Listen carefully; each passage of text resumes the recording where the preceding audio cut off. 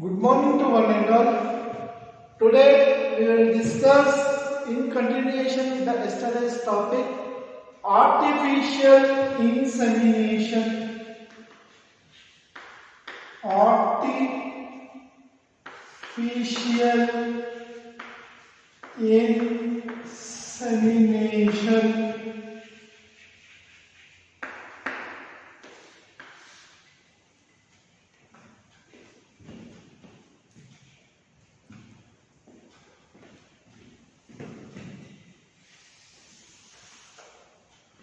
Artificial insemination means transfer of sperms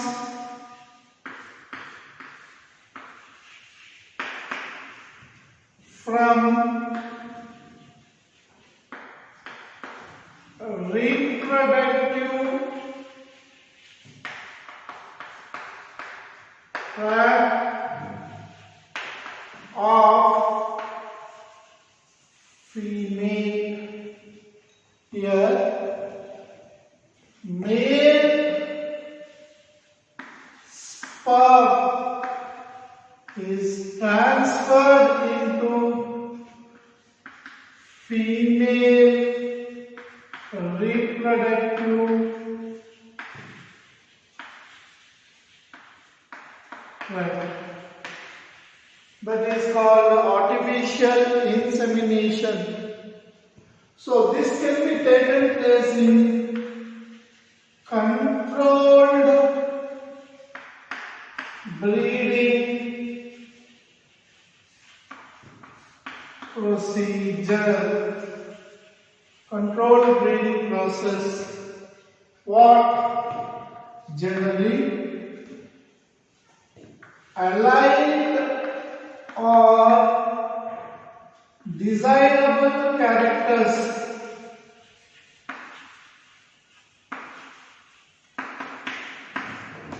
allied bull is selected, means they will select the bull with the desirable characters and collect the sperms, semen from the bull.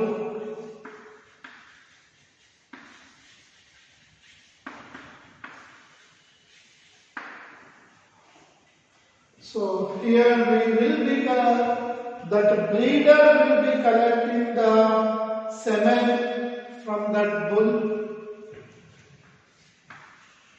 and here one importance is there, that is female is also female to be inseminated is avoided from mating with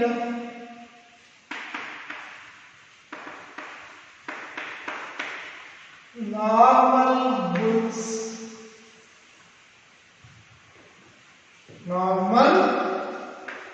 bulls.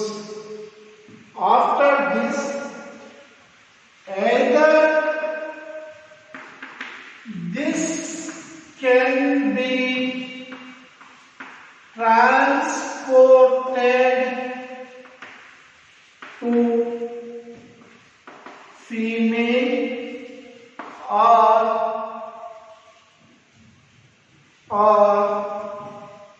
it can also be freezed. When they are stored, that are freezed, they will be storing under minus 273 degrees centigrade. This is minus, which is called cryopreservation. It will come in the liquid nitrogen, that is called as stored in the liquid nitrogen. So here it is a controlled breeding process. Here the male sperm, that is semen, is transported to the female reproductive top, selected, that is selected.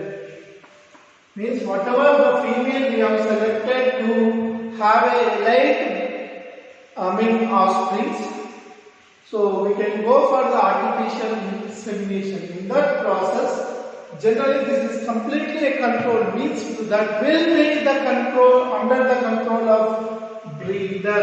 Breeder means those who are going to make. Generally, this can be a veterinary doctor or knowledgeable person, knowledge on breeding, knowledge on breeding. So from the late bull, that is the procedure. It will be, the semen will be collected from the bull, and that is either inseminated directly in that place or through surgical procedures or by the breeder inseminated directly, or else it can be transported and also freezed. So here wherever this can be used, they can use that. While transportation, they will be carrying that in the liquid nitrogen under minus 273 degrees centigrade, which is called as cryopreservation. Cryopreservation, where liquid nitrogen is used to store them. Store this method.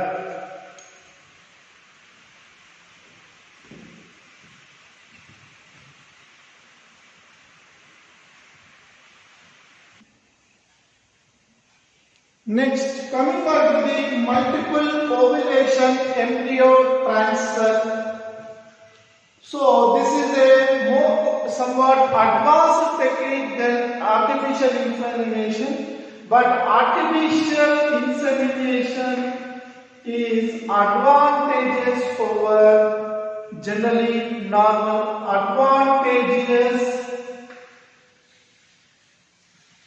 over normal mating. So it is some advantages. So, but artificial insemination has generally low success rate. Low success rate. So in order to overcome this artificial insemination low success rate, another method used by the breeders is multiple ovulation embryo transfer. MOET, multiple ovulation embryo transfer. Very important 5-mark question or 3-mark question many times. So in this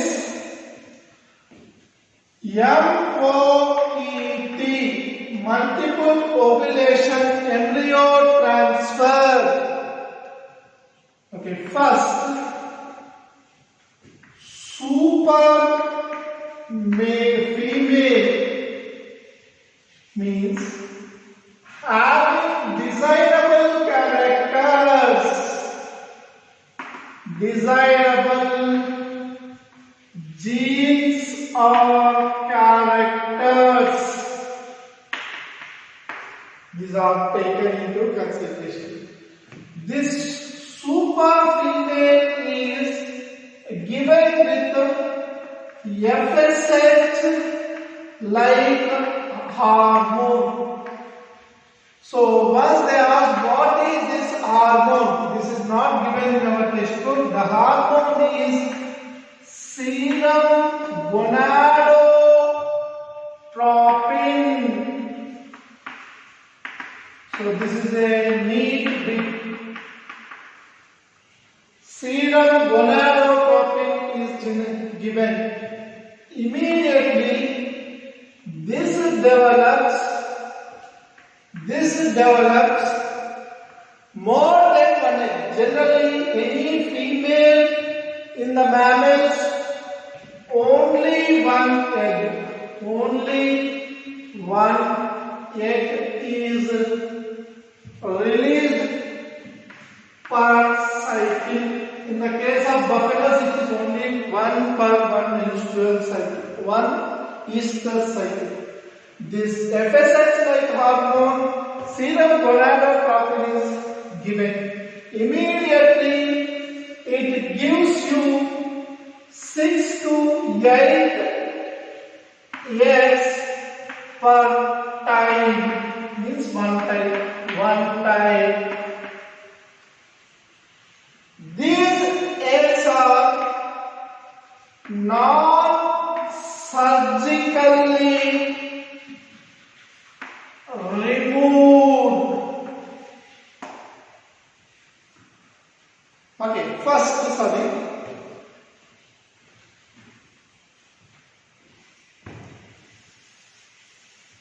These 6 to 8 eggs which are being formed are artificially inseminated. Means the semen was passed by the breeder into the female reproductive tract. Then zygotes are formed.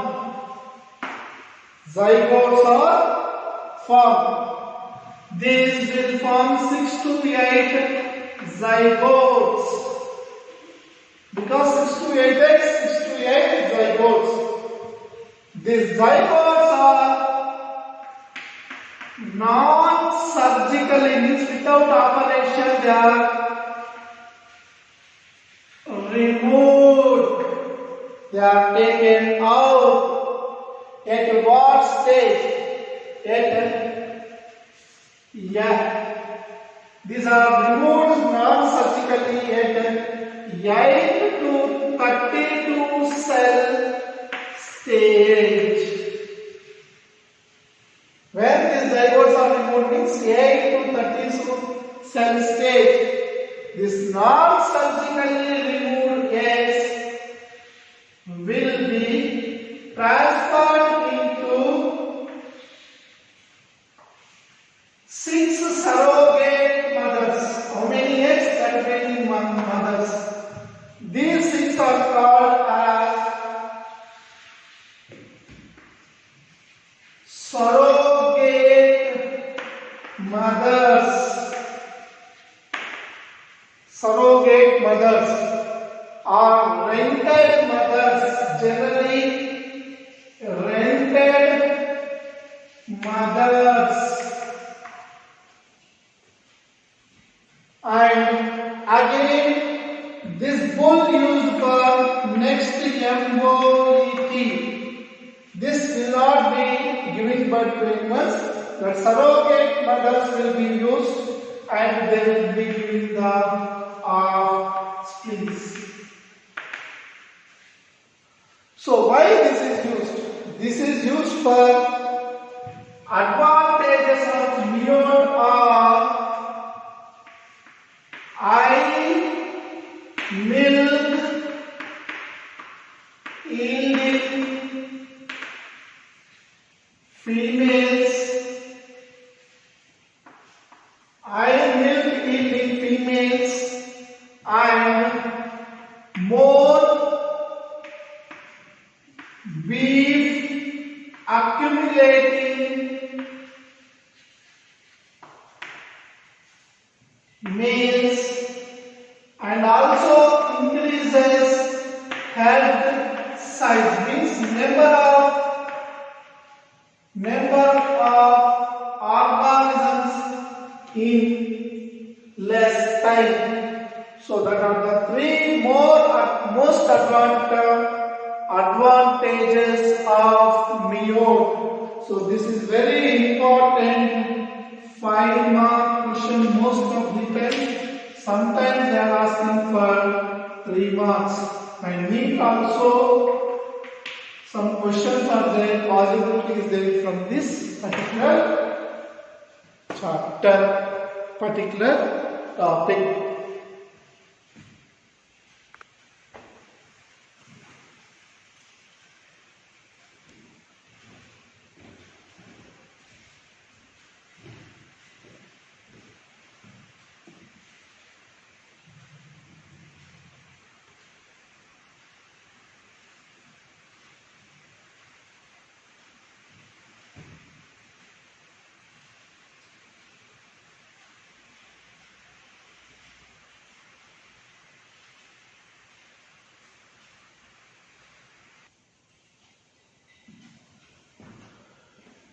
Next continuation to the topic, beekeeping or apiculture. Why it is called apiculture means apis is the genus name of Apis is the genus name of honeybee.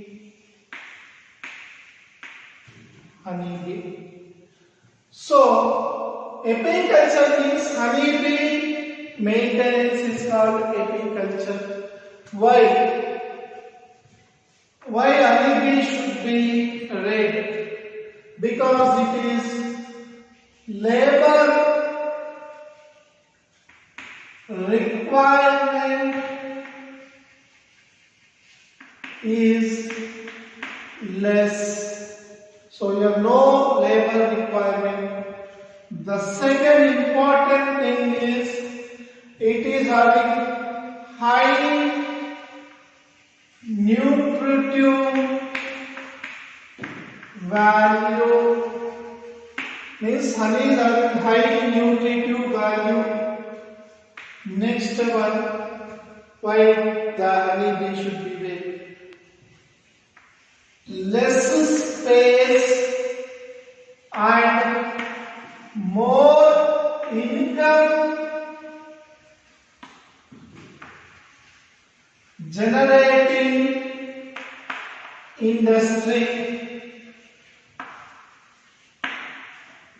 and it can be in the small scale and large scale also. That is the next important thing. It can be kept in veranda, lawn, backyard, or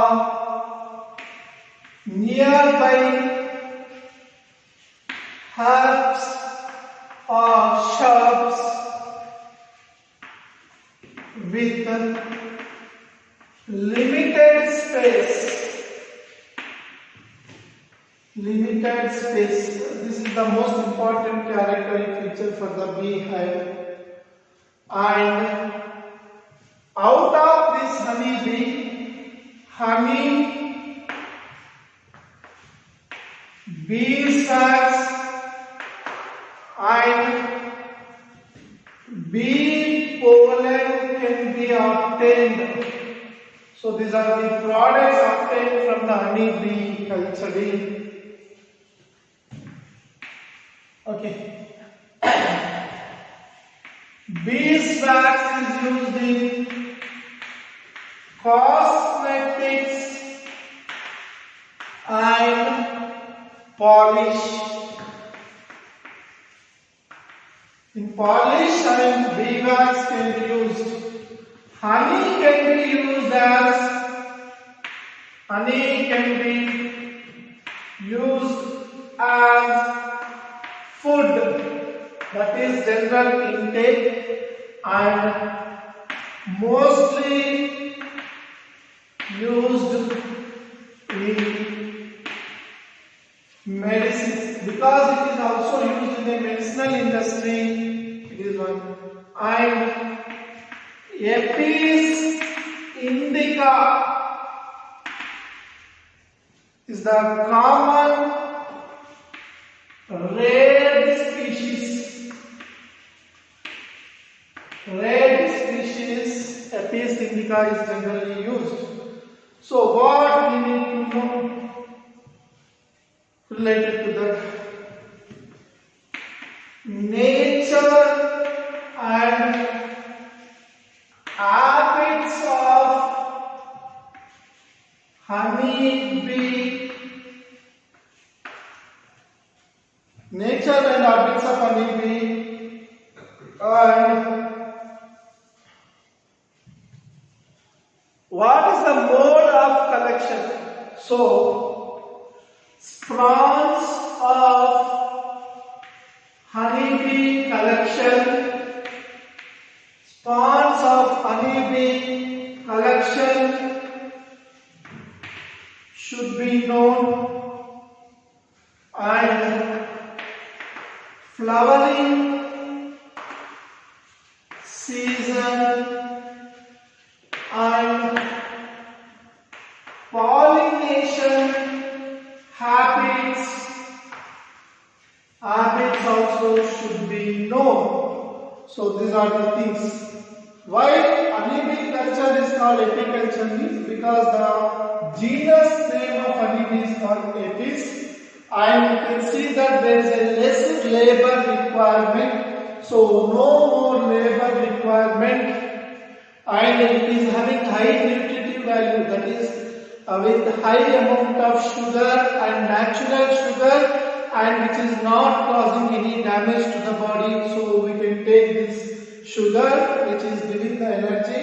So it is having the high nutritive calorific value also, and here it requires less space and more income generating industry. And in India it is once from long back, it is a cottage industry. Only 2 to 3 persons are required for maintenance, for taking approximately 500 kgs of honey per month. So very less members are required, and it can be kept in any places with limited space. And you can see that apart from honey, we can also get the bee wax and bee pollen, which are generally, where bee wax is used for the cosmetics like applying of Fair and Lovely or whatever the creams you are using. Most of them bee wax is used for getting that shine, as well as it is also used in the polishes. And you can see that it can be used as a food as well as it is also used in the medicines. And mostly red species in India is Apis indica, which is the red species. We have other species like Apis mellifera, Apis dorsata, but which are generally if you use them, there is a danger to the human being. And the most important things we need to know is the nature and habits of these bees, how they are collecting, and how to maintain them, and what food is required for them. That are the things we need to know, and how to collect, how to get more honey with the heart by knowing the habits of them. That is the most important thing. And also these are the good pollinators. So these are the good pollinators. They generally pollinate brassica, apple, pear and others. So they are good pollinators. So we need to know what type of flowers should be used and what type of nectar they are gathering and which is useful, and they are also the good pollinators. So these are the most important things we need to know about the beekeeping, that is apiculture.